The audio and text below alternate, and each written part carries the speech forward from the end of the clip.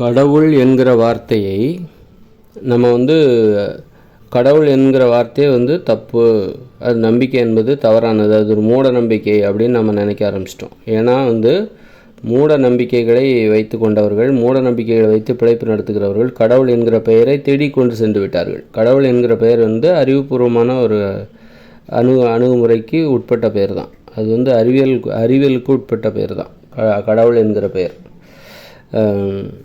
நம்மளால் எது இல்லைன்னா நம்மளால் வாழ முடியாதோ அதுதான் கடவுள். அது எல்லாமே கடவுள் தான். அதனால் மனித கடவுள் இருக்குது. மனுஷங்க வாழ முடியாது. ஒரு அம்மா அப்பா இல்லாமல் குழந்தை வளர முடியாது, வாழ முடியாது. அப்போ குழந்தைக்கு அந்த அம்மா அப்பா தான் கடவுள். அது மாதிரி இந்த காற்று இல்லைன்னா நம்ம வாழ முடியாது, நீர் இல்லைன்னா நம்ம வாழ முடியாது. இதெல்லாம் இல்லைன்னா நம்ம வாழ முடியாது அப்படின்னா இதுதான் கடவுள். கடவுள் இல்லைன்னா நம்மளால் வாழ முடியாது அப்படின்னா இந்த இயற்கை தான் கடவுள். அதை குறிப்பது அந்த யார் இல்லைன்னா நம்மளால் வாழ முடியாதோ நம்மளை விட மிகப்பெரிய சக்தி, நம்மை பாதுகாக்கிற ஒரு ஆற்றல், ஒரு வடிவம். அது மனுஷங்களுக்கு ஒரு குழந்தைக்கு அம்மா அப்பா இருக்குது. காற்று, நீர், நிலம், இதெல்லாம் அது மாதிரி ஒளி, சூரிய ஒளி, இதெல்லாம் இல்லைன்னா நம்மளால் உயிர் வாழ முடியாது அப்படின்னா இதுதான் கடவுள். அப்போ இதை குறிப்பதற்காகத்தான் நாம் இவங்கெல்லாம் இல்லைன்னா நம்மளால் அப்போது நமக்கு ஒரு பணிவு வருது. இவங்கெல்லாம் இல்லைன்னா நம்மளால் வாழ முடியாது. அதை ஒப்புக்கொள்ளும்போது கண்டிப்பாக நமக்கு பணிவு வருது. அப்போ கடவுளே அப்படின்னு நம்ம சொல்லும்போது அது மனித கடவுளா, அல்லது நம்ம எந்த இடத்துல நம்ம யாரை எதிர்பார்த்து நம்ம கேட்குறோம் கடவுளே அப்படிங்கிறோம். மழையே வரல, தண்ணியே இல்லை, அப்போ கடவுளே அப்படிங்கன்னா என்ன அர்த்தம்? மழை கடவுளை நம்ம வேண்டுகிறோம், மழை வரட்டும், மழை என்கிற கடவுளை நாம் எதிர்பார்த்து வேண்டுகிறோம் என்று பொருள். கடவுளே மழை வரட்டும் அப்படின்னா என்ன அர்த்தம்? அந்த இடத்துல மழை என்கிற கடவுள், மழையும் ஒரு கடவுள் தான், தண்ணீரும் ஒரு கடவுள் தான். அது இல்லைன்னா நம்மளால் உயிர் வாழ முடியாது. அதுதான் கடவுள். அப்போ ரொம்ப மழை பெஞ்சிக்கிட்டே இருக்குது, அப்போ அது நின்னால் நல்லாயிருக்கும். ஆனால் அது நம்ம கையில் இல்லை, மனுஷங்க கையில் இல்லை, அது இயற்கையோட கையில் இருக்குது. கடவுளே இந்த மழையை நிப்பாட்டுங்க அப்படின்னு நம்ம இந்த இயற்கையிட்ட நம்ம ஒரு வேண்டுகோள் வைக்கிறோம். நம்ம விருப்பத்துக்கு தகுந்த மாதிரி அவை செயல்படுவதில்லை. இருந்தாலும் நமக்கு ஒரு விருப்பம், நமது விருப்பத்தை தெரிவிக்கிறோம், அவ்வளோதான். அது ஏற்றுக்கொள்ளப்பட்டால் ஏற்றுக்கொள்ளப்படணும், அது ஏற்றுக்கொள்ளப்படாது. அது இருந்தாலும் நம்ம கேட்குறோம், இந்த மழை நம்மளுடைய விருப்பத்துக்கு தகுந்த மாதிரி இந்த இயற்கை செயல்படாது. இருந்தாலும் நம்ம ஒரு கோரிக்கை வைக்கிறோம், நம்முடைய வேண்டுதலை, விருப்பங்களை தெரிவிக்கிறோம், அவ்வளோதான். நமது விருப்பங்களை தெரிவிக்கிறோம், அதை நம்ம வேண்டுதல் நம்ம சொல்லிக்கிறோம். அது நம்முடைய கடமை. அப்போ நம்ம மனசுக்கு ஒரு ஆறுதல் கிடைக்குது.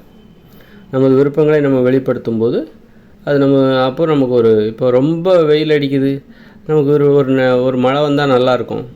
ஆனால் நாம் விரும்பியவங்க ஒன்றும் மழை வரப்போவதில்லை. நமது விருப்பத்தை நம்ம தெரிவிக்கிறோம்.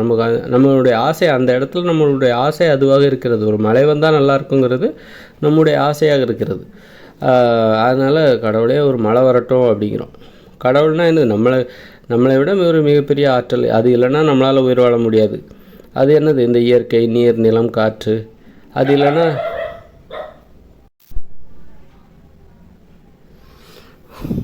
இல்லைன்னா நம்மளால் உயிர் வாழ முடியாது அப்படின்னு சொல்லிட்டு நம்ம எல்லாமே மனுஷங்களால் நடக்காது. நம்ம மனுஷங்க மீறி நமக்கு ஆனால் அவைகளை சார்ந்து இருக்கிறோம். மனுஷங்களோட மிகப்பெரிய ஆற்றல் அது நம்மளுடைய கட்டுப்பாட்டில் இல்லை.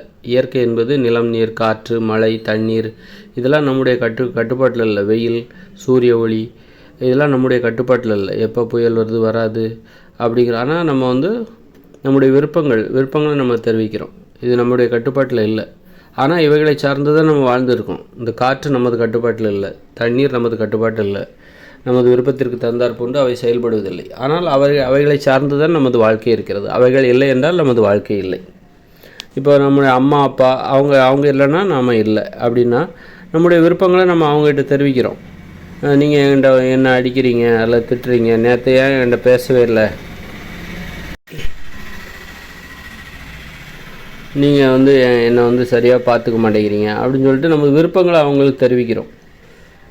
ஏன்னா அது நம்ம கட்டுப்பாட்டில் இருக்காங்க. அவங்கெல்லாம் நம்மளால் கட்டுப்படுத்த முடியும். பெற்றோர்களை குழந்தைகளும், குழந்தைகள் அந்த பெற்றோரையும், பெற்றோர்கள் அந்த குழந்தைகளையும் கட்டுப்படுத்த முடியும். நம்ம விருப்பங்களை தெரிவித்து அவர்களை அன்பால் கட்டுப்படுத்த முடியும், கட்டுப்பாட்டுகள் கொண்டு வர முடியும். அதனால் நம்ம விருப்பத்தை தெரிவிக்கிறோம். அதுபோன்று நம்ம இந்த இயற்கையை நேசிக்கிறோம். அம்மாவை நேசிக்கிற மாதிரி, அப்பாவை நேசிக்கிற மாதிரி, பெற்றோர்களை நேசிக்கிற மாதிரி, பெற்றோர்கள் பிள்ளைகளை நேசிக்கிற மாதிரி நம்ம என்ன பண்ணுறோம், இந்த இயற்கையை நாம் நேசிக்கிறோம். இயற்கைகிட்ட நம்ம இயற்கையை அன்பு செலுத்துகிறோம்.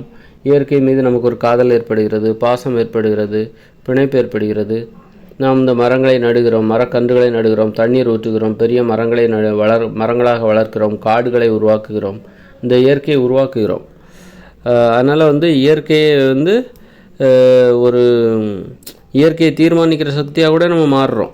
எப்படின்னா, வெட்ட வெளியாக இருக்கிற ஒரு பாலை நிலத்தில், ஒரு தரிசு நிலத்தில் காடுகளை உருவாக்குகிறோம். காடுகளை உருவாக்கி பசுமையாக மாற்றுகிறோம். நிழல் தரும் மரங்களை உருவாக்கி நிழல் அந்த மரத்திற்கடியில் நாம் வெயில் வரும்போது மரத்துக்கடியில் உள்ள அந்த நிழலில் உட்கார்ந்து நம்ம இளைப்பாறுகிறோம்.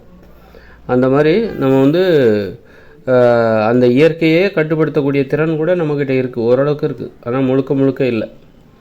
மழை வர வைக்க முடியும், நம்மளால் மரங்களை நிறைய நட்டாக்கா மழை வர வைக்க முடியும். மழை வராமலும் நம்மால் முடியும், மழை வராமலும் செய்ய முடியும். மரங்களை எல்லாம் வெட்டிட்டாக்கா மழை வராமல் செய்ய முடியும். இந்த பூமியவே இன்றைக்கி வெப்பமயமாக இருக்குது அப்படின்னா அது நம்மால் அது முடிந்திருக்கிறது. இந்த புவி வெப்பமயமாதல் அது நம்மால் சாத்தியமாக இருக்கிறது. நாளைக்கு மழை வரும். இயற்கையோடு இணைந்த மனித வாழ்க்கை 2040 பிறகு இந்த புவி எங்கும் நல்ல மழை பெய்யும். புவி அனைத்தும் குளிர்ச்சி அடைந்துவிடும். அதற்கு காரணம் நிறைய மரங்களை நாம் நடப்போகிறோம். ஒரு காடுகளாக, மனித உயிர்கள் வாழுகிற காடுகளாக நம்ம அதை மாற்றப்போகிறோம் புவியை.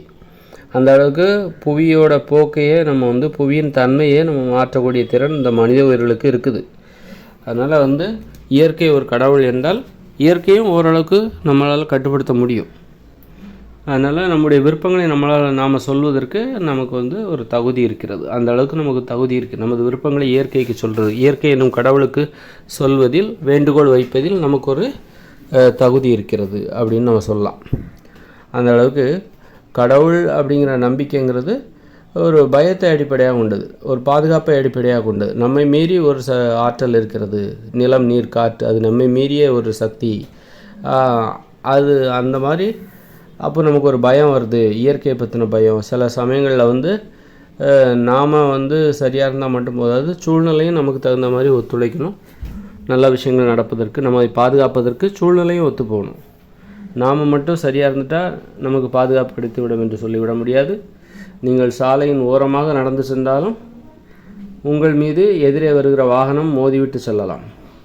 அதனால் நீங்கள் சரியாக இருந்துவிட்டால் உங்களுக்கு பாதுகாப்பு கிடைத்துவிடும் என்று சொல்ல முடியாது. அதாவது உங்கள் சூழ்நிலையின் கையிலும் உங்களுடைய பாதுகாப்பு என்பது இருக்கிறது, மீதி 50%. அதனால் அப்போது உங்கள் கட்டுப்பாட்டில் இல்லாத அந்த சூழ்நிலை பற்றிய பயம்தான் கடவுள் நம்பிக்கையை உருவாக்குகிறது. ஒரு பயம் வருதில்ல, நம்ம கட்டுப்பாட்டில் எல்லா விஷயமும் நம்ம கட்டுப்பாட்டில் இல்லை. அப்போது நம்ம அந்த கட்டுப்பாட்டில் இல்லாத அந்த சூழ்நிலை, அந்த ஆபத்துகளிலிருந்து நம்மை பாதுகாப்பதற்கு அது பற்றி நமக்கு ஒரு பயம் ஏற்படுது. இப்போ நீங்கள் சாலையோட ஓரத்தில் போகிறீங்க, உடனே ஓரத்தில் போகிறதும் ஒரு பயம்தான். ஏன்னா நடு ரோட்டில் போனீங்கன்னாக்கா காரு மோதிடும். இருந்தாலும் நீங்கள் ஓரமாக போகிறீங்க, அதனால் நீங்கள் ஓரமாக போகிறீங்க. ஒரு பயத்தை அடிப்படையாகணும். ஓரமாக போனாலும் எதிரில் வர்றது உங்கள் மேலே மோதினா அவங்க தப்பு பண்ணாங்கன்னா உங்கள் மேலே மோதி உங்களை சாகடிப்பதற்கு வாய்ப்பு இருக்கிறது. அப்போ அந்த சூழ்நிலை என்பது உங்கள் கட்டுப்பாட்டில் இல்லை. நீங்கள் ஓரமாக போனாலும் உங்கள் மேலே மோதிட்டு போவாங்க, மோதுவதற்கு வாய்ப்பு இருக்குது. ஒரு 50% தான் உங்கள் கட்டுப்பாட்டில் இருக்குது. நீங்கள் உங்களை கட்டுப்படுத்திக்கலாம், ஆனால் சூழ்நிலையை நீங்கள் கட்டுப்படுத்த முடியாது. அது சரியாக இல்லைன்னா அது உங்களுக்கு ஆபத்தை ஏற்படுத்தலாம், உயிருக்கு ஆபத்தை ஏற்படுத்தலாம். அதனால் அந்த சூழ்நிலையை பற்றின பயம் இருக்குல்ல, அதுதான் உங்களுக்கு கடவுள் நம்பிக்கை ஏற்படுத்துது. நீங்கள் சரியாக இருந்துட்டால் உங்களுக்கு ஒரு தைரியம் வந்துடும், பாதுகாப்பு வந்துடும், முழுமையான ஒரு பாதுகாப்பு கிடைத்து விடும் அப்படின்னு மட்டும் கிடையாது. ஒரு 50% பாதுகாப்பு மட்டும்தான் நீங்கள் சரியாக இருந்தால் கிடைக்கும். இன்னும் நீங்கள் அது கூட நீங்கள் சரியாக இல்லைன்னா அப்போ 100% பாதுகாப்பு உங்களுக்கு கிடைக்காது. நீங்கள் நடு ரோட்டில் போனீங்கன்னா அப்போது ஒரு நடு ரோட்டில் போனால் உங்களுக்கு விபத்து ஏற்படும். ஆனால் ஓரமாக போனீங்கன்னா விபத்து ஏற்படுவது தவிர்க்கப்படும். நிறைய விபத்துகள் தவிர்க்கப்படும். ஓரமாக பார்த்து பக்குவமாக போனீங்கன்னா நிறைய விபத்துகள் தவிர்க்கப்படும். அதே நேரத்தில் முழுமையான பாதுகாப்பு உங்களுக்கு கிடைத்துவிட்டு என்று உறுதியாக சொல்ல முடியாது. அந்த மாதிரி ஒரு பயம் இருக்கலாம். அப்போ முழுமையான பாதுகாப்பு கிடைக்காது. இருந்தாலும் அப்போ அதுதான் உங்களுக்கு ஒரு பயத்தை ஏற்படுத்தும். நீங்கள் ஓரமாக போனாலும் உங்களுக்கு ஒரு பயம் இருக்குது பாருங்கள். அந்த பயம்தான் உங்களுக்கு கடவுள் நம்பிக்கை தேவைப்படுகிறது. அப்போ தான் கடவுள் நம்பிக்கை தேவைப்படுகிறது. அதுவும் அறிவியல் பூர்வமானது தான். அது வந்து ஒரு அறிவியல் பூர்வமானது தான். சூழ்நிலை உங்கள் கட்டுப்பாட்டில் இல்லை அப்படிங்கிறது நீங்கள் மட்டும் உங்களை கட்டுப்படுத்திக்கலாம். சூழ்நிலை என்பது சூழ்நிலையை நீங்கள் கட்டுப்படுத்த முடியாது. அதனால் வந்து அதுதான் வந்து இப்போ நீங்கள் காட்டில் போகிறீங்க, நீங்கள் பார்த்து ஒளிஞ்சு கிழிஞ்சு போகலாம். ஆனால் புலி ஏதாவது வருது, உங்களை தாக்க வருது, இருந்தாலும் நீங்கள் பார்த்து போகிறீங்க. ஆனால் அது எங்கே இருக்குதுன்னு உங்களுக்கு தெரியாது. ஆனால் அது உங்களை பார்த்துருச்சு. அந்த உங்களுக்கு தெரியாமலே உங்கள் மேலே பாயுதில்ல. அப்போ அதை பற்றின ஒரு பயம் இருக்குல்ல, அதுலேருந்து உங்களை யார் பாதுகாத்துப்பா? உங்களை நீங்களே கொஞ்சம் ஓரளவுக்கு தான் பாதுகாத்துக்க முடியும். அந்த மாதிரி சூழ்நிலையை பற்றின பயம்தான் அந்த உங்கள் கட்டுப்பாட்டில் இல்லாத அந்த சூழ்நிலை. அதை பற்றின பயம்தான் கடவுள் நம்பிக்கையை உங்களுக்கு ஏற்படுத்துகிறது. கடவுள் மீது நீங்கள் இன்னொரு விஷயத்தின் மீது நம்பிக்கை, உங்கள் மேலே மட்டுமே நீங்கள் நம்பிக்கை வச்சா உங்களை பாதுகாத்துக்க முடியாது. இன்னொரு விஷயத்தையும் நீங்கள் பாதுகாக்கணும், இன்னொரு விஷயத்து மேலேயும் நீங்கள் நம்பிக்கை வைக்கணும். அதுதான் அந்த சூழல், உங்களை சுற்றி இருக்கிற அந்த சூழல். அந்த சூழல் மீதும் உங்களுக்கு ஒரு பயம் இருக்க வேண்டும். அதை நீங்கள் கவனிக்க வேண்டும். நீங்கள் ஓரமாக போயிட்டு நீங்கள் எதை பற்றி நீங்கள் சாலையின் ஓரமாக போகிறீங்க, நம்ம ஓரமாக வந்துட்டோம், நம்ம எனக்கு எந்த ஆபத்தும் கிடையாது அப்படின்னு சொல்லிட்டு எதை பற்றியும் கவலைப்படாமல் நீங்கள் சாலையின் ஓரமாகவே போயிட்டுருக்க முடியுமா? அப்போவும் நீங்கள் ரோட்டின் மீது ஒரு கவனம் இருக்கணும். எதிரே வருகிற வாகனம் உங்கள் மீது மோதி விடுமோ என்பதை கவனித்து கொண்டே போகணும். எதிரே வருகிற வாகனங்கள் ஒழுங்காக போகிறதா இல்லையா என்பதை கவனித்து கொண்டே போக வேண்டும். அது காரணம் ஒரு பயம் இருக்குது. அது வந்து நம்ம கட்டுப்பாட்டில் இல்லை. அவங்க வந்து உங்கள் மேலே மோதுறதுக்கு வாய்ப்பு இருக்குது. நீங்கள் ஓரமாக போயிட்டோம், இனிமேல் நமக்கு ஆபத்தே இல்லைன்னு சொல்லிட்டு நீங்கள் எப்படி வேணால் அப்படியே ஓரமாகவே போயிட்டால் உங்களுக்கு எந்த ஆபத்தும் வராதுன்னெலாம் சொல்ல முடியாது. அப்போவும் உங்களுக்கு ஒரு பயம் இருக்குது. அந்த பயம்தான் கடவுள் நம்பிக்கையை ஏற்படுத்துகிறது. அது போன்ற பயம்தான், சூழல் மீது உள்ள ஒரு பயம்தான் கடவுள் நம்பிக்கையை ஏற்படுத்துகிறது. கடவுளுங்கிறது என்னென்னா உங்கள் கட்டுப்பாட்டில் இல்லாத உங்களை விட மிகப்பெரிய ஆற்றல், இயற்கையின் ஆற்றல், இயற்கையின் வடிவங்கள். அது நிலம், நீர், காற்று, அந்த சூழ்நிலை. நிலம்னா நிலத்தில் இருக்கிற எல்லாமும் தான், வெறும் நிலம் கிடையாது. நிலத்தில் இருக்கிற எல்லா நிகழ்வுகளும் அங்கே வந்து உயிரினங்கள் நடமாடும், மரங்கள் வளர்ந்துருக்கும், எல்லாமே அங்கே நடக்கிற எல்லாமே தான் நிலம். அதனால் கடவுள் நம்பிக்கை என்பது வந்து அது ஒரு பயம்தான். நம்ம கட்டுப்பாட்டில் இல்லாத ஒரு சூழ்நிலை, பிற விஷயங்களை பற்றின ஒரு பயம்தான் கடவுள் நம்பிக்கை. அந்த கடவுள் அப்போ தான் நம்ம கடவுள் தேவைப்படுகிறார்கள்.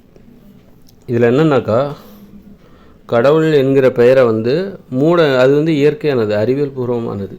அதை வந்து இந்த மூட நம்பிக்கையாளர்கள் திருடி கொண்டு சென்று விட்டார்கள். திருடி கொண்டு சென்று விட்டு அது எங்களுடையது என்று சொந்தம் கொண்டாடுகிறார்கள். கடவுள் என்கிற பெயரை வந்து அது எங்களுடையது, அதற்கு புதிய விளக்கம் கொடுக்கிறார்கள். கடவுள் என்கிற அந்த வடிவத்தின் மீது புதிய திரையை, ஒரு கருப்பு துணி வச்சு மூடி அதற்கு புதிய விளக்கம் கொடுக்கிறார்கள். அப்போது அவர்கள் கொடுக்குற விளக்கத்தை ஏற்க மறுப்பவர்கள் ஒட்டுமொத்தமாக கடவுளையே மறுக்கும்படியாக தள்ளப்படுகிறார்கள். அவர்கள் கொடுக்குற விளக்கத்தை மட்டும்தான் மறுக்க வேண்டுமே தவிர அந்த கடவுள் என்கிற பெயரை மறுக்கக்கூடாது. கடவுள் என்கிற அந்த உணர்வுக்கு புதிய விளக்கம் கொடுக்க வேண்டும், ஏற்றுக்கொள்கிற மாதிரியான புதிய விளக்கம் கொடுக்க வேண்டும், அறிவியல் பூர்வமான விளக்கம் கொடுக்க வேண்டும். அப்போ தான் அது மக்களால் ஒப்புக்கொள்ளப்படும், மக்கள் அனைவராலும் ஏற்றுக்கொள்ளப்படும். ஏன் வந்து இவ்வளோ காலத்துலேயும் வந்து ஏன் வந்து கடவுள் நம்பிக்கை வந்து கடவுள் நம்பிக்கைக்கு எதிரான பகுத்தறிவு, சிலர் கடவுள் நம்பிக்கை இல்லாமல் வந்து கடவுள் இல்லைன்னு சொல்லிட்டு கடைசியில் பார்த்திங்கன்னா கடவுள் நம்பிக்கைக்குள்ளே போயிடுவாங்க. காரணம் என்னென்னாக்கா, அவங்க வந்து அந்த பயங்கிறது இருக்குது. அந்த பயத்துக்கு நீங்கள் சரியான ஒரு வழியை காட்டணும், சரியான நம்பிக்கையை காட்டணும், சரியான விளக்கத்தை கொடுக்க வேண்டும். அந்த பயம்தான் கடவுள் நம்பிக்கை உருவாவதற்கு காரணமாக இருக்கிறது. அதற்கு நீங்கள் சரியான விளக்கம் கொடுங்க. கடவுள்னா என்ன என்பதற்கு சரியான விளக்கம் கொடுக்க வேண்டும். கடவுள் இல்லை என்று சொல்வதால் மட்டும் இங்கே வந்து பகுத்தறிவு வளர்ந்து விடாது. கடவுள் என்பதற்கு சரியான விளக்கம். ஏன்னா கடவுள் என்கிற உணர்வு இருக்குல்ல, அந்த தேவை, அந்த பயம், அது எல்லாத்துக்குமே இருக்க தான் செய்யும். அதற்கு நீங்கள் சரியான அறிவியல் பூர்வமான விளக்கம் கொடுக்க வேண்டும். அதுதான் வந்து இந்த எது இல்லைன்னா நாம் இல்லையோ, நாம் உயிர் வாழ முடியாதோ அதுதான் கடவுள். இதை விட முடிஞ்சு போச்சு, அவ்வளோதான். இதுதான் கடவுள் என்பதற்கான விளக்கம்.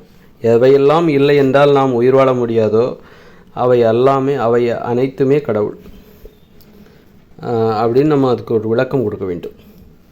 அப்போ தான் வந்து இந்த கடவுளுக்கான மூட நம்பிக்கை குறித்த விளக்கம் கொடுப்பதை மறுக்கிறார்கள் அல்லவா, கடவுள் மறுப்பாளர்கள் அப்படின்னு நம்ம சொல்கிறோம்ல. அவங்க வந்து எப்போதுமே வந்து கடைசி காலத்தில் தடம் புரண்டு மீண்டும் கடவுள் நம்பிக்கை இந்த மாதிரி இந்து, முஸ்லீம், கிறிஸ்டின் இது போன்ற கடவுள்களை மீண்டும் வணங்க தொடங்கி விடுவார்கள். ஆரம்பத்தில் இல்லை என்று சொன்னவர்கள் மீண்டும் பழைய பழைய குட்டைக்கே போய் குளிக்க போய் விடுவார்கள். அதுபோன்ற நிகழ்வு ஏன் நடக்கிறது என்றால் அவர்களுக்கு அறிவியல் பூர்வமான விளக்கம் கடவுள் என்கிற உணர்வுக்கு கிடைக்காமல் போனது தான் காரணம். ஏன்னா அந்த பயங்கிறது எல்லாத்துக்குமே இருக்குது. கடவுளுங்கிற பேரை நீங்கள் மறுக்கலாம், கடவுள் நம்பிக்கையை. ஆனால் அந்த பயத்தை நீங்கள் மறுக்க முடியாது. ஏன்னா அந்த பயம்தான் கடவுள் நம்பிக்கையை உருவாவதற்கு காரணமாக இருக்கிறது.